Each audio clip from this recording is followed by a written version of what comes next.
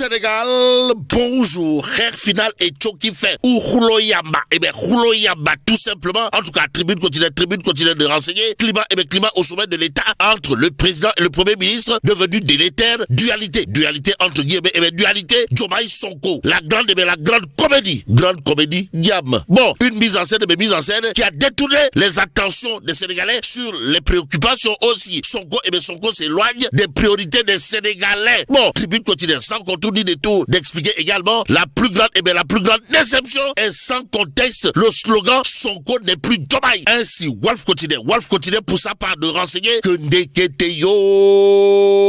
Ndeketeyo, celui qui aujourd'hui, bande les muscles dans cette histoire, c'est Prost, la porte du bourreau. En tout cas, Sonko contre-attaque. Informe bien entendu Walf quotidien. Le journal en veut pour preuve l'encadrement des fonds politiques, la modification du code électoral et la redynamisation de la coalition apte. Bon, retenons ce qu'il y a de retenir dans cette histoire. D'après Walf quotidien, comprenez, asphyxier financièrement Diomaye.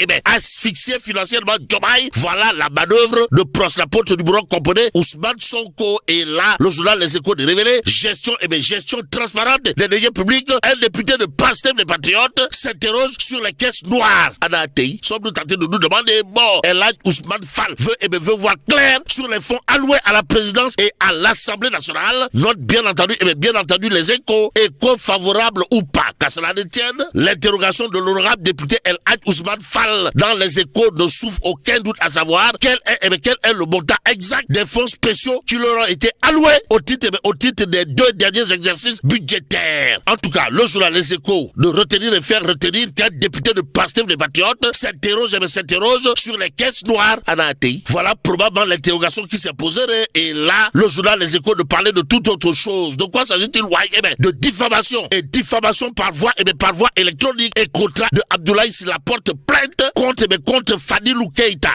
Waouh. En tout cas, ça sent le nez ferré Mbabkour dans le tchaya de Sawai. Au regard de ce que nous livrent les échos, le journal, en tout cas, de renseigner les déclarations de Sawai Keïta, Fadilou à l'origine de la plainte de Ecotra. Bon, la saisine du procureur vise également la Web TV où les propos de Fadilou Keïta ont été tenus. Précise également les échos et Direct News sans contour ni détour d'indiquer après sa sortie diffamatoire, Abdoulaye Sylla Ecotra dépose une plainte contre Fadilou Keïta, DG de la CDC.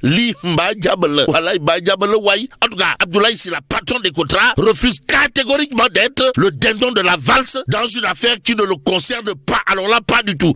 Informe bien entendu Direct News, le journal de renseigner, en tout cas, le directeur général de la Caisse des dépôts et de consignation à la CDC, Fadilou Keïta, a fait une sortie médiatique récente citant la société de Abdoulaye Sylla dans un bloc d'entreprises contre lesquelles il a porté plainte la semaine dernière, dont Ecotra, qu'il accuse d'avoir perçu 2 milliards de francs CFA dans des conditions nébuleuses, conscient d'une volonté de nuire à sa réputation d'entrepreneur très rigoureux, pour ne pas dire d'entrepreneur de classe exceptionnellement exceptionnelle. Abdoulaye Sylla a déposé avec ses avocats une plainte auprès des juridictions compétentes pour obtenir justice. Et plus qu'il n'y a pas d'alternative à la justice, critique quotidien pour sa part d'indiquer plainte contre le DG de la CDC suite à des accusations de micmac sur 2 milliards de francs CFA pour Ecotra. Pour Ecotra de Abdoulaye Sylla, Fadilou Keïta dafa mën a meew astafurla dafa mën a daal si on en croit critique. En tout cas, le journal de nous renseigner pour Ecotra, Fadilou Keïta baigne dans le mensonge, des propos mensongers dans le but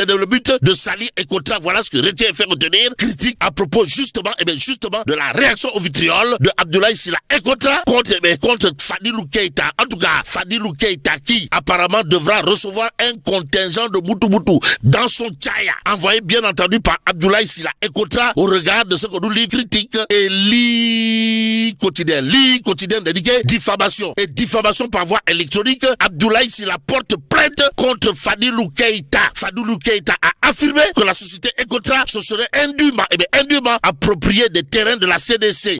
Réaction, Li quotidien dédié, la société Ecotra juge ses propos mensongers et diffamatoires. Alors, Sawai Abdoulaye Sylla Ecotra veut-il démonter à la face du monde l'adage qui dit Goloduna Ode Tchepi Tchepirek au regard de ce qu'on peut lire dans Li quotidien ce matin? Bon, ce matin, l'info quotidien, au chapitre de l'affaire Softcare, d'afficher la riposte et alarme lourde, s'il vous plaît, du SAMES et du SUTSAS contre Ibrahima Sy. En tout cas, Ibrahima Sy qui aura probablement de quoi détaler avec la queue entre les jambes en lisant l'info quotidien. Le journal de renseigner que Ndeketeyo,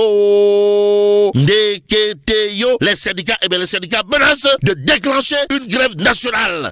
Waouh. Le témoin quotidien de renseigner, en tout cas, affaire Softcare, les syndicats contredisent le ministre. Bon, confirmation de matières premières périmées dans le processus de fabrication de Softcare. Voilà ce que diront les syndicats d'après le témoin quotidien. Le journal de relever, en tout cas, que selon les syndicats de la santé, il y aurait un risque systémique pour la santé publique. Et ce que rend public le témoin quotidien porte sur un fait clair, comprenez? 4 exigences pour faire toute la lumière. Bon, le SAMES et le SUTSAS, déposent un préavis de grève, révèle en tout cas le témoin quotidien. Et l'As quotidien, dans cette histoire d'indiquer crise à l'agence de régulation pharmaceutique, le SAMES et le SUTSAS dénoncent les attaques du ministre contre les inspecteurs, ainsi à Ibrahima Sy. Le SAMES et le SUTSAS semblent dire, mais monsieur le ministre de la Santé, toi aussi, au regard de ce que nous livre l'As quotidien ce matin, l'observateur, pendant ce temps de parler de marché des moissonneuses batteuses. Et là, c'est Sawai As Diagne. Comprenez Mabouba Diagne,